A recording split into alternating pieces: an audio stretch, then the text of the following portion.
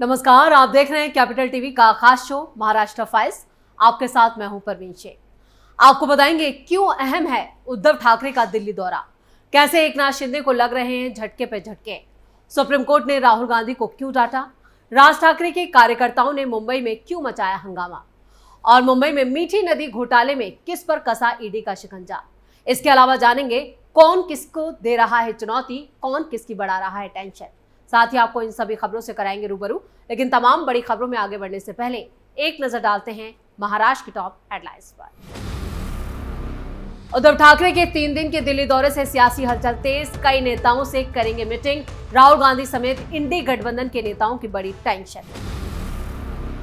Deputy CM Eknath Shinde को लगे झटके, सोलापुर में शिवाजी सावंत के इस्तीफे के बाद 11 पदाधिकारियों और 21 युवा सेना ने छोड़ी पार्टी।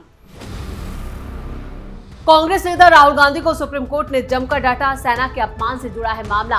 जज ने पूछा, आपको कैसे पता चीन ने जमीन हड़प ली। एमएनएस प्रमुख राज ठाकरे के बयान के बाद मुंबई के डांस बार में एमएनएस के लोगों ने की तोड़फोड़, पुलिस ने 15 कार्यकर्ताओं पर दर्ज किया केस, जमकर की ठुकाई। मुंबई मीठी नदी डिसल्टिंग घोटाले में ईडी की 8 जगहों पर छापेमारी, घोटालेबाजों की 47 करोड़ की संपत्ति हुई जब्त। खबरों में सबसे पहले बात उद्धव ठाकरे के दिल्ली दौरे की। महाराष्ट्र की सियासत में कुछ बड़ा होने वाला है।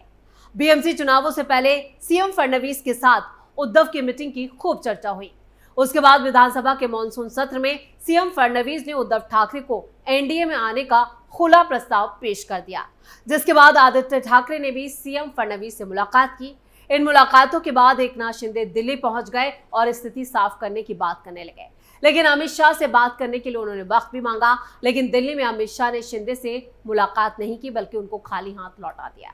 उन्होंने मिलने से इनकार कर दिया, जिससे साफ है कि महायुति में शिंदे की स्थिति अब कमजोर हो चुकी है।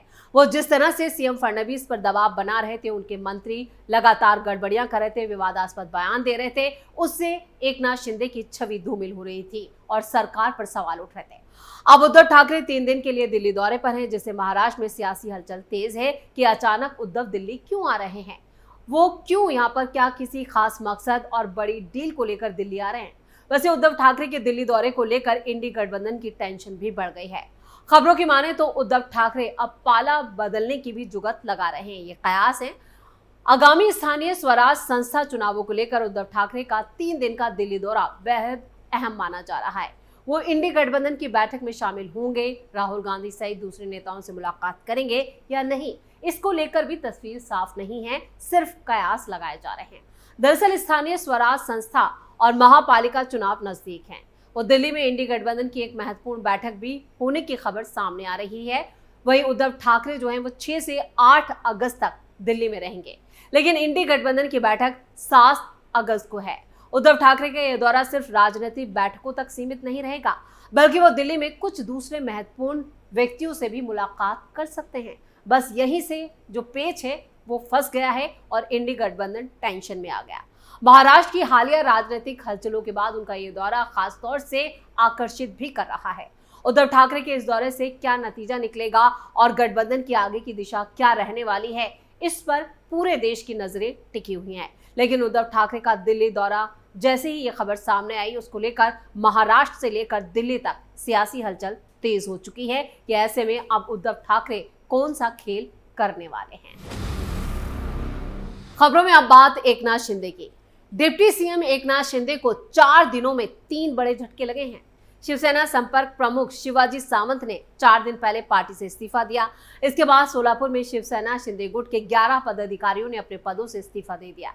शिवसेना के जिला संयोजक और पूर्व महापौर दिलीप कोले ने 11 लोगों का इस्तीफा पार्टी को सौंपने की पहल की।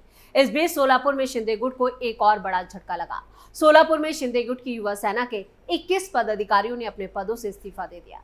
युवा सेना के इन पदाधिकारियों ने शिवसेना के संचार प्रमुख शिवाजी सावंत के समर्थन में इस्तीफा दिया। महेश साठे ने संचार प्रमुख के पद को दरकिनार कर दिया। आरोप लगाया कि लोकसभा संपर्क प्रमुख महेश साठे पार्टी के सीनियर्स को यहाँ पर गुमराह कर रहे हैं, इसलिए इस युवा सेना के पदाधिकारियों ने पद से इस्तीफा देने की बात कही, जिसे शिवसेना शिंदे गुट के लिए एक बड़ा झटका माना जा रहा है। सोलापुर शिवसेना शिंदे गुट के पदाधिकारी लोकसभा संपर्क प्रमुख संजय साठे के खिलाफ आक्रामक हो गए हैं। इन पदाधिकारियों ने शिकायत की है कि संजय साठे ने शिवाजी सावंत के निर्वाचन क्षेत्र में पदाधिकारियों का सिलेक्शन किया, लेकिन ये पदाधिकारी इस बात से नाराज हैं कि एकनाथ शिंदे ने अभी तक इस शिकायत का समाधान नहीं किया। शिवाजी सावंत ने 4 दिन पहले अपने पद से इस्तीफा दे दिया था, जिसके बाद 11 और पदाधिकारियों ने अपने पदों से इस्तीफा दे दिया। युवा सेना के 21 लोगों ने अपने पद से इस्तीफा दिया है, जिससे सोलापुर में शिवसेना शिंदे गुट की मुश्किलें बढ़ने की संभावना है। सोलापुर में एकनाथ शिंदे को झटका लगा है, लेकिन दूसरी तरफ उद्धव ठाकरे को शिंदे एक के बाद एक झटके भी दे रहे हैं। मुंबई में एक और पूर्व शिवसेना पार्षद शिंदे गुट में शामिल हो गए। अब तक शिवसेना ठाकरे गुट के 124 पूर्व पार्षद शिवसेना शिंदे गुट में शामिल हो चुके हैं। यानी शिंदे गुट जिस तरह से सेंधमारी उद्धव ठाकरे के गुट में लगा रहा है, उससे उद्धव ठाकरे की मुश्किलें भी बढ़ रही हैं, लेकिन दूसरी तरफ शिंदे गुट को भी छोड़ने वाले नेताओं की लाइन लग चुकी है। वहीं महाराष्ट्र की सियासत में भी शिंदे का जो कद है वो धीरे धीरे घट रहा है, क्योंकि उनके कई मंत्री और कई नेताओं पर विवादास्पद बयान देने के आरोप लगे हैं, जिसको लेकर फडणवीस सरकार ने भी नकेल कसी और उनके मंत्रियों को जमकर डांट भी लगाई है। उन्होंने कहा है कि इससे महाराष्ट्र सरकार की जो छवि है वो खराब हो रही है और विपक्ष उन पर हमलावर है, इसलिए शिंदे गुट को अब अपने मंत्रियों और नेताओं को काबू में करना होगा, जिसको लेकर एकनाथ शिंदे ने भी एक बड़ा बयान दिया। उन्होंने अपने नेताओं और कार्यकर्ताओं से अपील की है कि आने वाले चुनावों के लिए तैयारी करें और काबू में रहकर सिर्फ जनता की सेवा करें, यही बेहतर होगा। लेकिन शिंदे गुट की मुश्किलें न सिर्फ सरकार में बढ़ रही हैं, बल्कि उनके नेता भी उनकी मुश्किलों में इजाफा कर रहे हैं। और खबरों में आप बात राहुल गांधी की। भारत चीन तनाव पर की गई एक टिप्पणी के लिए सुप्रीम कोर्ट ने कांग्रेस नेता राहुल गांधी को जमकर फटकार लगाई है। 2022 की भारत जोड़ो यात्रा के दौरान राहुल गांधी ने यह विवादित बयान दिया था, जिसे लेकर दर्ज मुकदमे को यहां पर रद्द कराने पहुंचे राहुल गांधी को सुप्रीम कोर्ट ने ही जमकर डांटा और खरी खरी सुनाई।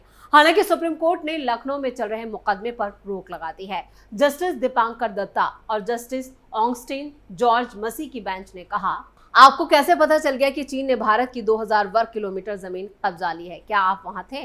आपके पास क्या सबूत था? अगर आप सच्चे भारतीय हैं तो ऐसी बात नहीं कह सकते। जब सीमा पर झड़प की स्थिति हो तब दोनों तरफ की सेना को नुकसान पहुंचना कोई असामान्य बात नहीं है। यानी सीधे सीधे सुप्रीम कोर्ट ने कह दिया कि आप देशद्रोही हैं, आप देशभक्त नहीं है, जो अपनी ही सेना पर बार बार सवाल उठा रहे हैं। 16 दिसंबर 2022 को भारत जोड़ो यात्रा के दौरान राहुल गांधी ने भारत चीन विवाद पर टिप्पणी की थी।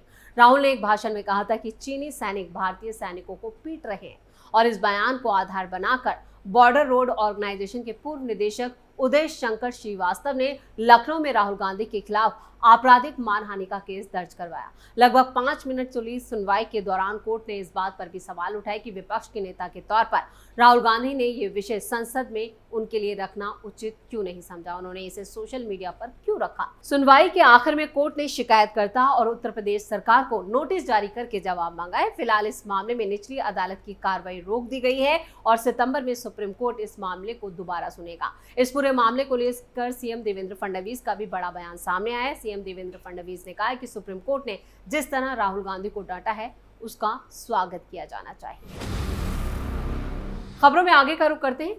एमएनएस कार्यकर्ताओं ने नवी मुंबई में पनवेल के पास एक डांस बार में तोड़फोड़ की है, जिसके बाद पुलिस ने 15 लोगों के खिलाफ केस दर्ज किया है। पुलिस ने कहा कि सोशल मीडिया पर वायरल वीडियो में कुछ लोग शनिवार देर रात पनवेल के बाहरी इलाके में नाइट राइडर्स बार में घुसते हैं, वहां फर्नीचर में तोड़फोड़ करते हैं, शराब की बोतलें तोड़ते हैं और संपत्ति को नुकसान पहुंचाते हुए दिखाई देते हैं। इस घटना के कुछ घंटे पहले एमएनएस प्रमुख राज ठाकरे ने रायगढ़ में पीजेंट्स एंड वर्कर्स पार्टी की एक रैली को संबोधित करते हुए छत्रपति शिवाजी महाराज की जमीन पर डांस बार चलाने की आलोचना की थी। मनसे कार्यकर्ताओं ने डांस बार में शराब की बोतलें तोड़ी और प्रॉपर्टी को भारी नुकसान भी पहुंचाया। वीडियो में साफ साफ देखा जा सकता है कि अंदर टूटी हुई मेजें हैं, टूटे हुए कांच हैं और कई सामान बिखरे पड़े हैं। महाराष्ट्र नवनिर्माण सेना मनसे प्रमुख राज ठाकरे ने रायगढ़ जिले में अनधिकृत डांस बारों के खिलाफ नाराजगी जताई थी। इतना ही नहीं, राज ठाकरे ने प्रशासन पर सवाल उठाए थे। मनसे कार्यकर्ताओं का कहना है कि राज ठाकरे के आदेश के बाद ही हमने बार में तोड़फोड़ की थी। उनका दावा है कि पनवेल में अश्लीलता फैलाई जा रही थी, जहां अवांछित सेवाएं भी दी जाती हैं। बार अधिकृत है या नहीं ये दूर की बात है, लेकिन इसके बाद जो कार्यकर्ता पुलिस के हत्थे चढ़े हैं उनकी जमकर ठुकाई भी की गई है। मनसे कार्यकर्ता लगातार मुंबई में अपनी गुंडागर्दी दिखा रहे हैं, जिससे आम लोग परेशान हो रहे हैं। अब बार को निशाना बनाया गया और ये सब हुआ है राज ठाकरे के बयान के बाद। और खबरों के आखिर में बात ईडी के एक्शन की। ईडी ने मनी लॉन्ड्रिंग के तहत मीठी नदी डिसल्टिंग घोटाले से जुड़े मामलों में मुंबई में फैले 8 जगहों पर छापेमारी की। ये एक्शन बीएमसी से जुड़े ठेकेदारों और एक इंजीनियर के घर और उसके कारोबारी परिसरों पर किया गया। छापेमारी के दौरान अलग अलग बैंक खातों, एफडीआर और डीमैट अकाउंटों में रखी गई 47 करोड़ से ज्यादा की संपत्ति फ्रीज की गई। ईडी के एक्शन के दौरान कई बैंक अकाउंट्स, फिक्स डिपॉजिट्स और डीमैट अकाउंट्स में मौजूद 47 करोड़ से ज्यादा की रकम को फ्रीज कर दिया गया। इसके साथ ही डिजिटल डिवाइसेस, संपत्ति से जुड़े दस्तावेज और कई आपत्तिजनक कागजात भी जब्त कर लिए गए, जो आगे की जांच में उपयोग साबित हो सकते हैं। ये घोटाला बीएमसी के स्वाट विभाग और कुछ ठेकेदारों की मिलीभगत से जुड़ा है। मीठी नदी की सफाई में कागजों पर ही काम दिखाकर घोटाले को अंजाम दिया गया। 65 करोड़ से ज्यादा की हेराफेरी करने का आरोप है। छापेमारी मनी लॉन्ड्रिंग अधिनियम 2002 के तहत की गई और आजाद मैदान पुलिस स्टेशन में 13 लोगों और कंपनियों पर मामला दर्ज है। जांच में ये सामने आया कि ठेकेदारों ने फर्जी MOUs और झूठे ग्राम पंचायत NOC दिखाकर मिट्टी फेंकने के लिए जमीन का इस्तेमाल किया, जो वास्तव में अस्तित्व में थी ही नहीं। ईडी की जांच में यह भी सामने आया कि साल 2021 और 22 के टेंडर में सिल्ट पुशर और मल्टीपर्पज FABS पॉन्टून मशीनों की खरीद और इस्तेमाल में बीएमसी अधिकारियों ने पद का दुरुपयोग कर आर्थिक फायदा उठाया, जिससे 6 जून 2025 को ईडी ने इस मामले में 18 ठिकानों पर छापेमारी की थी। अब तक इस घोटाले से जुड़े 49.8 करोड़ की अवैध संपत्ति जब्त की गई है या फ्रीज हो चुकी है। इस पूरे मामले में अभी जांच बाकी है और कई लोगों की गिरफ्तारी भी हो सकती है। इसी के साथ महाराष्ट्र फाइल्स में खबरों का सिलसिला यही खत्म करते हैं। बाकी खबरों के लिए आप जुड़े रहिए कैपिटल टीवी के साथ। वीडियो को लाइक करें, शेयर करें और कैपिटल टीवी को सब्सक्राइब जरूर करें। नमस्कार।